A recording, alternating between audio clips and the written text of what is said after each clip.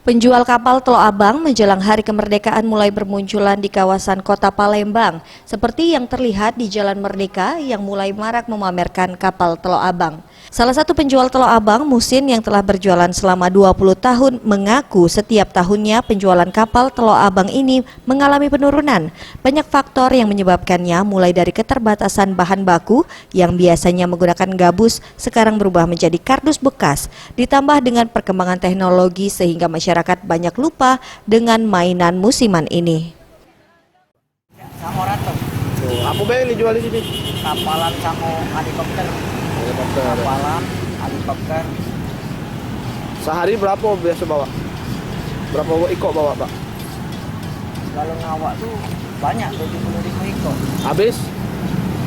Tidak tentu. Tidak tentu, Iya, tidak tentu orang pembelinya tuh lah. Tengok, kalau orang pembelinya laku becak kemarin cuma 4 ikut. Tapi biasanya raminya pas kapan, Pak? Kalau raminya paling-paling 5.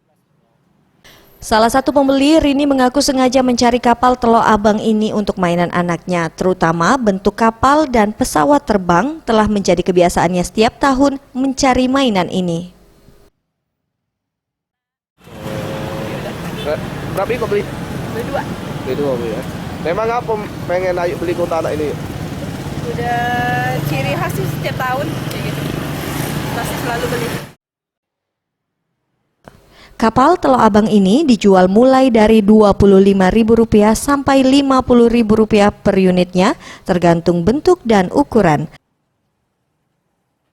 Tim Liputan Sriwijaya TV.